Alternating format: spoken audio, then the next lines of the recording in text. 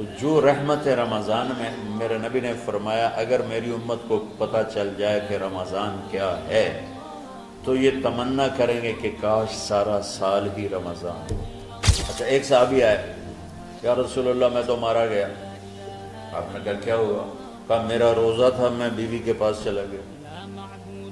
آپ نے کہا تو پھر تو غلام آزاد کر، کفارہ دے۔ کہا جی میں تو خود غریب آدمی ہوں، غلام کہاں سے آزاد خریدنا پڑے؟ آپ نے فرمایا پھر آخر یہ کہ 60 روزے مسلسل رکھنے ہوتے ہیں جو کفارے کے ہوتے ہیں۔ وہ کہنے لگا ایک روزے چاہے کم کیتا ہے، 60 روزے جو میں کی کروں۔ آپ نے کہا ادھر آ، یہ کھجوریں لے جا اور 60 گھروں میں تقسیم کر دے۔ کہنے لگا یا رسول اللہ، اللہ کی قسم مدینے میں مجھ سے غریب کوئی نہیں، آپ ایسا کرو یہ میرا کفارہ مجھے ہی صدقہ کر دو۔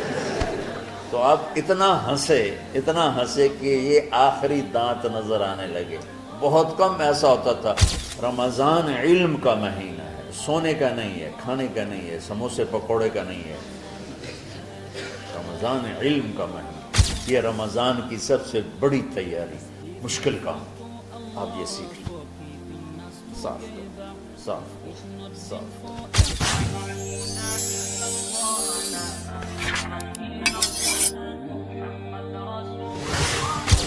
سارے مہینوں کے نام عربوں نے رکھے، محرم، صفر، ربیع الاول، ربیع الثانی، جمادی الاولی، جمادی الثانی، رجب، شعبان، رمضان، شوال، ذوالقعدہ، ذوالحج۔ اس میں جو رمضان ہے یہ نام اللہ نے رکھا، باقی مہینوں کے نام تو رکھے عربوں نے۔ پھر ان کی زبان پہ اللہ لایا رمضان، چونکہ ابھی تو دنیا بھی نہیں بنی تھی اور اللہ نے قرآن کی تلاوت فرمائی تھی، تو اس قرآن میں تھا شہر رمضان الذی انزل فیہ القرآن۔ تو رمضان کا نام اللہ نے پہلے سے چن رکھا تھا، پھر ان سے رکھوا دیا۔ رمضان کہتے ہیں رمض یرمز، جل جانا، جل جانا۔ رمضان کو رمضان کیوں کہتے ہیں؟ اس میں گناہ جل جاتے ہیں۔ مسلمان پہلا روزہ رکھتا ہے اور اس کے گناہ اللہ جلانا شروع کرتا ہے، اس کی بھوک پیاس کی آگ میں گناہوں کو ڈالتا ہے، جلاتا ہے۔ آخر 29 رمضان یا 30 رمضان آخری رات اللہ تعالیٰ اس کی پچھلے سال کے سارے گناہ معاف فرما دیتا ہے۔ تو اس کو اس سے تشبیہ دی گئی کہ جیسے جلنے سے چیز ختم ہو جاتی ہے، رمضان کے روزے کی بھوک اور پیاس کی تپش سے اللہ تعالیٰ پچھلے سال کے سارے گناہوں کو معاف فرما دیتا ہے۔ تو ہم نے رمضان میں شروع کی کہ یہ رحمتوں کا مہینہ، ہر چیز کی برکت کا مہینہ، ہر شے کی اللہ کی طرف سے فراوانی اس میں ہے، علم کی بھی، ہدایت کی بھی، رزق کی بھی۔ پھر اللہ نے اس مہینے کا نام خود رکھا شہر رمضان، شہر رمضان۔ اس میں شب قدر رکھی، اس میں رات کی ایک نماز۔ اچھا پہلی امتوں پہ روزہ فرض تھا افطاری سے افطاری، افطاری سے افطاری، بہت شدید تھا، 24 گھنٹے کا روزہ۔ بس افطاری کے بعد آنکھ لگ جاتی تو روزہ اگلا شروع ہو جاتا تھا۔ تو ہم پر بھی پہلے ایسے ہی روزہ اترا، افطاری سے افطاری۔ تو ابن سرمہ رضی اللہ تعالی عنہ اونٹ چرانے والے تھے، وہ شام کو لوٹے تو بیوی سے پوچھا کوئی افطاری کا سامان ہے؟ انہوں نے کہا ہے تو نہیں، میں کہیں سے لے آتی ہوں۔ وہ گئیں افطاری کا کوئی سامان لینے، ان کو تھوڑی دیر ہو گئی اور ان کی آنکھ لگ گئی، تھکے ہوئے تھے، سورج ڈوب گیا۔ جب وہ آئیں تو ان کا ہائے سرمہ تو ہلاک ہو گیا۔ کیا ہوا؟ کہ اگلا روزہ شروع ہو کیونکہ تیری آنکھ لگ گئی۔ تو انہوں نے کہا چلو کوئی بات نہیں، لیکن ظہر کے وقت بے ہوش ہو گئے۔ ایک روایت میں آتا ہے نماز پڑھنے آئے اور گر گئے، اور ایک میں آتا ہے گھر میں بے ہوش ہوئے۔ تو جو بھی صورتحال تھی اللہ کے نبی کو پتہ چلا۔ کیا ہوا؟ سرمہ کو کہا جی وہ افطاری کر نہیں سکے تو روزہ شروع ہو گیا تو بے ہوش ہو گئے. تو اللہ کے نبی رنجیدہ ہوئے تو اللہ تعالیٰ نے قرآن اتار دیا، چلو میرے محبوب ساری رات کھاؤ حتیٰ یتبین لکم الخیط الابیض من الخیط الاسود من الفجر، کہ میرے محبوب صبح صادق تک آپ کی امت کو اجازت ہے کھاؤ. پہلی امتوں پر افطاری سے افطاری، لیکن ان کی نماز تراویح نہیں تھی. تو ہمیں اللہ تعالیٰ نے دیا سحری تک پوری رات. اچھا ایک صحابی آئے، یا رسول اللہ میں تو مارا گیا. آپ نے کہا کیا ہوا؟ کہا میرا روزہ تھا، میں بیوی کے پاس چلا گیا. آپ نے کہا تو پھر تو غلام آزاد کر، کفارہ دے. کہا جی میں تو خود غریب آدمی ہوں، غلام کہاں سے آزاد کروں، خریدنا پڑے. آپ نے کہا 60 مسکینوں کو کھانا کھلا. کہا میں آپ مسکین ہیں، میں کینوں کھانا کھلاؤں. آپ نے فرمایا پھر آخری ہے کہ 60 روزے مسلسل رکھنے ہوتے ہیں جو کفارے کے ہوتے ہیں. وہ کہنے لگا ایک روزے چاہے کم کیتا ہے 60 روزے جو میں کی کروں. تو آپ نے فرمایا اچھا ٹھیک ہے بیٹھ جاؤ. بیٹھ گئے. تھوڑی دیر ہوئی تو ایک انصاری صحابی کھجوروں کا ٹوکرا لے کر آیا کہ یا رسول اللہ یہ صدقے کی کھجوریں تقسیم فرما دیں. تو آپ نے فرمایا بھائی وہ کدھر ہو؟ کہا جی بیٹھا ہوں. آپ نے کہا ادھر آ، یہ کھجوریں لے جا اور 60 گھروں میں تقسیم کر دے. سبحان اللہ. اللہ نے اس امت کو لاڈ لڈائے ہیں، یہ اللہ کی لاڈلی امت. عجیب واقعہ یہ. کہنے لگا یا رسول اللہ اللہ کی قسم مدینے میں مجھ سے غریب کوئی نہیں، آپ ایسا کرو یہ میرا کفارہ مجھے ہی صدقہ کر دو. تو آپ اتنا ہنسے کہ یہ آخری دانت نظر آنے لگے. بہت کم ایسا ہوتا تھا. فضحک حتی بدت نواجذہ، ایسا ہنسنا آپ کبھی کبھی ہنستے تھے کہ آخری دانت پورا منہ کھل جائے. تو آپ اتنا ہنسے کہ آخری دانت تک نظر آنے لگے. تو آپ نے کہا اچھا جا لہ جا تیرے واسطے، لیکن یہ صرف تیرے لیے اور کسی کے لیے نہیں. تو جب ایسی خیانت ہوئی تو اللہ تعالیٰ نے دوسرا حکم بھی اتار دیا، باشروہن، کہ تمہارے لیے بیوی بھی حلال ہے، کھانا بھی حلال ہے جب تک صبح صادق نہیں ہو جاتی. لیکن اللہ نے ہمیں ایک نماز عطا فرما دی جس کو ہم آج صلاۃ التراویح کہتے ہیں. میرے نبی کے زمانے میں اسے قیام اللیل کہا جاتا تھا. تراویح کا نام کب پڑا اس کا تو مجھے پتہ نہیں، کہیں نہ کہیں لکھا ہوگا، لیکن صحابہ کے دور میں اس نماز کا نام تھا قیام اللیل. اس لیے حضرت عائشہ رضی اللہ تعالیٰ عنہ کی روایت ہے جس سے 8 رکعت والے حضرات استدلال کرتے ہیں کہ رمضان اور غیر رمضان میں اس کو امام بخاری نے قیام اللیل کا ہی عنوان دیا ہے. آپ نے 11 رکعت سے زیادہ نماز نہیں پڑھی. ایک ضعیف روایت میں ہے کہ آپ نے 3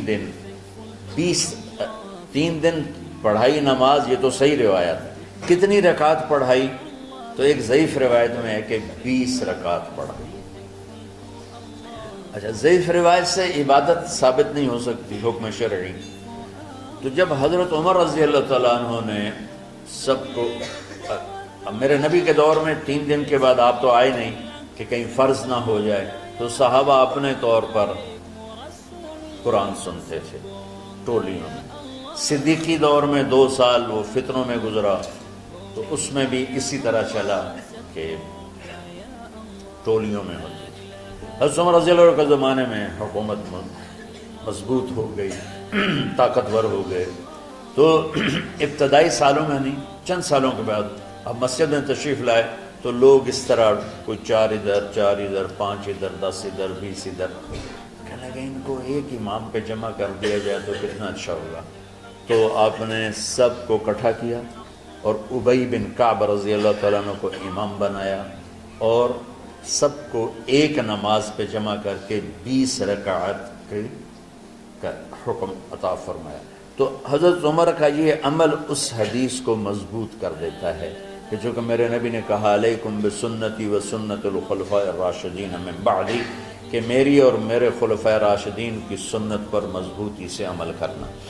تو حضرت عمر کا جو 20 رکعت طے کرنا ہے، اگر ان کا اپنا اجتہاد ہے تو بھی ہمارے لیے عمل کے لیے کافی ہے. اور اگر ان کو یہ یاد ہے کہ میرے نبی نے 20 پڑھی تھیں تو اور زیادہ اچھی بات ہے، لیکن بہرحال جو 8 پڑھتا ہے ہمارا اس پہ بھی کوئی اعتراض نہیں، کیونکہ وہ بھی حدیث کے ساتھ بات کرتا ہے، اور باقی پوری امت 20 پڑھتی ہے، ان پر بھی اعتراض نہیں۔ میں ایک جگہ سے گزر رہا تھا، نماز کا وقت ہو گیا، اہل حدیث کی مسجد تھی، میں وہاں نماز پڑھنے چلا گیا تو ایک بہت بڑا اشتہار لکھا ہوا تھا، 20 تراویح ثابت کرنے والے کو 5 لاکھ روپے انعام۔ کس قدر بے وقوفی ہے اور کس قدر احمقانہ یہ امت کی باتیں ہیں کہ 20 تراویح، سینکڑوں سال سے امت کا عمل 20 تراویح آ رہا ہے۔ تراویح کا نام جو پڑھا مجھے یوں لگتا ہے کہ اہل مکہ، یعنی اہل مکہ جو تھے نا، وہ 4 تراویح پڑھ کے ایک طواف کرتے تھے، تو وہ آرام کے لیے ہوتا، ترویحہ آرام، تھوڑی دیر کا آرام، تو 4 تراویح کے بعد ایک طواف کرتے تھے، وہ چھوٹا سا طواف 10 منٹ میں ختم ہو جاتا تھا، اور پھر 4 تراویح پڑھتے تھے، پھر طواف کرتے تھے، پھر 4 پڑھتے تھے، پھر طواف کرتے تھے۔ یہ صحابہ کے تھوڑے بعد کے دور کی بات۔ تو مدینے والوں کو پتہ چلا کہ مکے والے تو یہ کرتے ہیں، وہ کہنے کہ اساں کی کریے، انہوں نے کہا اسی 40 تراویح پڑھا، 40 رکعت، وہ 40 رکعت پڑھتے تھے۔ تو نوافل میں کوئی سختی نہیں کہ بھائی 8 سے زیادہ نہیں پڑھنی، بدعت ہو جائے گی، اور 20 پڑھنا بدعت ہے، یہ سب جہالت کی بات ہے۔ مجھے 8 پڑھ رہے ہیں یہ غلط ہے، یہ بھی حماقت کی بات ہے۔ جو صحیح حدیث سے دلیل پکڑ کے کوئی عمل کرتا ہو تو بھائیو اس سے بحث نہ کیا کرو، مناظرہ نہ کیا کرو، یہ بہت نادانی والی بات۔ آج کل جو یہ ہمارے افطاری کے اوقات ہیں، یہ سورج ڈوبنے کے بھی 2-2.5 منٹ بعد کے ہیں کہ احتیاطاً، ٹھیک ہے چلو احتیاط کر لو، کوئی مسئلہ نہیں، لیکن اصل ہے ادھر چونکہ اب سورج ہمیں نظر ہی نہیں آتا ہے، اس طرح ہم گھرے ہوئے ہیں شہروں میں، دیہاتوں میں بھی اب اس طرح کا ماحول ہے کہ وہ نظر نہیں آتا ہے، تو بہتر کہ ادھر سورج غائب ہو، ادھر لک معموم میں جائے، لیکن یہ تب ہے جب آپ نظر آ رہا ہو۔ اب جب آپ یہاں بیٹھے ہو حسنین میں تو یہاں تو کوئی سورج نظر نہیں آئے گا، یہاں تو مینار ہی نظر آئے گا، تو لہٰذا احتیاط تھی۔ ہمارے اہل حدیث بھائی وہ 2 منٹ پہلے ہم سے افطار کرتے ہیں، وہ بڑی اچھی بات ہے کہ سورج کے غروب ہونے کا جو اصل وقت ہے اس کے ساتھ ہی افطار کرنا۔ اور سحری میں ایک واقعہ سناتا ہوں، آپ سحری کھا رہے تھے، بکرے کی سری پکی ہوئی تھی، تو مولا علی رضی اللہ تعالیٰ عنہ اور رباز بن ساریہ رضی اللہ تعالیٰ عنہ آپ کے ساتھ کھانا کھا رہے تھے، تو حضرت بلال ہے، یا رسول اللہ وقت ختم ہو گیا ہے، میں اذان دینے جا رہا ہوں، آپ برائے مہربانی کھانا پینا بند کریں، اور یہ کہہ کر چلے گئے۔ چھت، ایک انصاری عورت تھی، اس کے گھر کی چھت پہ چڑھ کے اذان دیتے تھے، چڑھنے لگے تو پھر واپس آئے کہ دیکھوں اللہ کے نبی نے کھانا چھوڑ دیا یا نہیں، آگے دیکھا تو وہ کھا رہے تھے، انہوں نے کہا یا رسول اللہ واللہ لقد اصبحت، یا رسول اللہ اللہ کی قسم سحری کا وقت ختم ہو گیا، صبح ہو گئی، تو آپ نے ہاتھ پیچھے کر لیا، کہہ رہے تیرا بھلا ہو بلال، ابھی وقت باقی تھا، تیرے قسم کھانے پر اللہ نے اس کو پہلے نکال دیا کہ تیری قسم کہیں جھوٹی نہ پڑ جائے۔ تو حضرت علی نے فرمایا کہ اگر بلال قسم نہ کھاتے تو جب تک میرے نبی کھاتے رہتے صبح صادق نہیں ہونی تھی، تو بالکل آخری وقت میں آپ کھاتے تھے تاکہ کم سے کم وقت امت پہ بھوک کا آئے۔ تو اللہ تعالیٰ آپ کے علم میں برکت دے۔ رمضان علم کا مہینہ ہے، سونے کا نہیں ہے، کھانے کا نہیں ہے، سموسے پکوڑے کا نہیں ہے، رمضان علم کا مہینہ۔ تو اب جب دوبارہ تھوڑا سا موسم ٹھنڈک کی طرف گیا اور رات کچھ تھوڑی لمبی ہونے لگی تو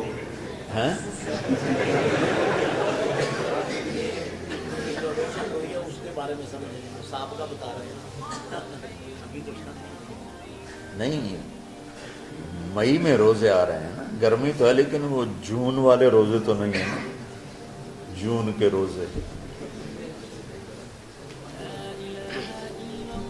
آپ لوگ جوانوں، میں میرے جیسا کوئی آدمی کرے عذر بہانا تو ٹھیک ہے، اور پھر سحری کر کے اور فجر کی نماز کے بعد آرام ہوتا ہے، تھوڑی روٹین تبدیل ہوتی ہے، لیکن یہ دنیا مشقت کی اٹھانے کی جگہ ہے. بس رمضان کی سب سے بڑی تیاری کیا ہے کہ اپنے دلوں کو صاف کر لو پہلے سے. شعبان کی سب سے بڑی تیاری کیا ہے کہ اپنے دلوں کو صاف کر لو. جس دل میں نفرت ہو، بغض ہو، کسی کے لیے غصہ ہو، کسی کے لیے کیا کیا جذبے ہوں، دل صاف کرنا. شب قدر اس میں ہے، اللہ کا عرش پہلے آسمانوں پر ہے، سارا دن ساری رات اللہ کے اعلان ہو رہے ہیں، کوئی بخشش چاہنے والا، کوئی معافی چاہنے والا، کوئی رزق چاہنے والا، کوئی ہدایت چاہنے والا، کوئی شفا چاہنے والا، اور فرشتوں کے اعلان ہو رہے ہیں، بھلائی کرنے والے آگے بڑھ، برائی کرنے والے بس کر پہ. تو جو رحمت رمضان میں، میرے نبی نے فرمایا اگر میری امت کو پتہ چل جائے کہ رمضان کیا ہے تو یہ تمنا کریں گے کہ کاش سارا سال ہی رمضان ہو. تو ہم نے نظام بنایا ہوا ہے، لوگ وہ کر رہے ہیں، وہ روزانہ جھاڑو دیتے ہیں. تمہارا دل ایک آنگن ہے، ایک صحن ہے، اس میں بغض، نفرت، حسد، پتہ نہیں کیا کیا گندگیاں آئیں گی اور آتی رہیں گی. بچوں ایک کام کرو، جھاڑو پکڑ لو، صاف کرو. یا اللہ معاملہ تجھ سے کرنا ہے، لوگوں سے نہیں. کسی نے برا کہا، کسی نے غیبت کی، کسی نے گالی دی، کسی نے دھکا دیا، کسی نے حق مارا، کسی نے کچھ کیا. یا اللہ تیرے سپرد میں نے اپنے دل کو سب سے صاف کیا، میں نے اپنے دل کو سب سے صاف کیا. یہ اتنی بڑی عبادت ہے کہ بڑے بڑے نفلوں والے، تہجد والے، حج عمرے روزے والے تمہیں نہیں پکڑ سکے، کیونکہ اس کا کرنے والا دنیا میں کوئی نہیں. نفل پڑھنے والے تو بے شمار ہیں، عمرے کرنے والے بے شمار ہیں، علماء بے شمار ہیں، حاجی بے شمار ہیں، سخاوت کرنے والے بے شمار ہیں، لیکن اس ٹکڑے کو صاف کرنے والا لاکھوں میں ایک بھی نہیں. مشکل کام، آپ یہ سیکھ لیں. صاف کرو، صاف کرو، صاف کرو. یہ رمضان کی سب سے بڑی تیاری. جس دل میں بغض بھرا ہو، نفرت بھری ہو، حسد بھرا ہو، کینہ بھرا ہو، اس میں خاک آئے، اس میں تو علم کی ایک کرن بھی نہیں آئے. اس زبان سے چاہے جتنے مرضی موتی بکھیرے، دل اس کا اندھا ہوگا. لا تعمل الابصار ولكن تعمل القلوب التي في الصدور. یہ آنکھوں سے اندھے نہیں، دل سے اندھے ہیں. تو ساری امت سے کہتا ہوں رمضان کا استقبال کرو، دلوں کو صاف کر کے، نفرتوں کو مٹا کے، مذہبی نفرت، دنیاوی نفرت، رشتوں کی نفرت، بول چال کی نفرت، سیاست کی نفرت، لین دین کی نفرت، ان سب سے اپنے دل کو صاف کرو تاکہ رمضان میں اللہ نے علم اتارا، اللہ تعالیٰ آپ کو علم عطا فرمائے.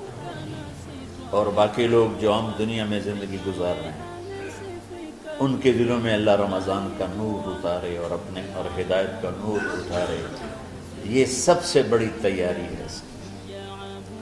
اور آپ میں جو حفاظ ہیں وہ ترتیب بناؤ، آپ کے اعزازہ بنائیں گے. آپ الگ الگ اپنا یہاں ٹولیوں میں بٹ کے، جیسے ماشاءاللہ پہلے ہوتا تھا، اپنا قرآن سناؤ. 10 دن میں سناؤ، ہفتہ میں سناؤ، 20 دن میں سناؤ، 3 دن میں سناؤ، تمہاری مرضی ہے. لیکن یہاں فضا بنے، چاروں طرف قرآن پڑھا جا رہا ہو، تو ایسے صرف دیکھ کر ہی ایمان تازہ ہو جاتا ہے. تو جو آپ میں حفاظ ہیں وہ غافل نہ ہونا کہ نو جی میری دعا یاد نہیں ہے. بھول گئے تو الگ بات ہے، کوئی کچا پکا ہے تو اس کے لیے تیاری کر کے سناؤ. کسی اچھے حافظ کو ساتھ لے کر کچھ وہ سنائے، کوئی یہ سنائے، اس طرح کر کے. کوئی ضروری نہیں تراویح میں ختم ہو، نفلوں میں اسے کر لو، لیکن حفاظ کوشش کرو کہ قرآن زبان سے ادا ہو جائے. رمضان میں جو قرآن سناتا رہتا ہے اسے ساری زندگی قرآن یاد رہتا ہے. اور کسی سے گلہ ہے، غصہ ہے، ناراضگی ہے، کسی سے بولتے نہیں ہو. ابھی سے شعبان آ چکا ہے، آپ شعبان سے رمضان کی تیاری شروع فرما دیتے تھے. تو اس کی تیاری کیا ہے؟ وہ دلوں کو صاف کرو، معاف کرو، معافی مانگو. تو تمہارا قصور نہیں پھر بھی معافی مانگ لو، دلوں کو صاف کرو اور اللہ سے سخاوت مانگو کہ اللہ کو سخی بھی پسند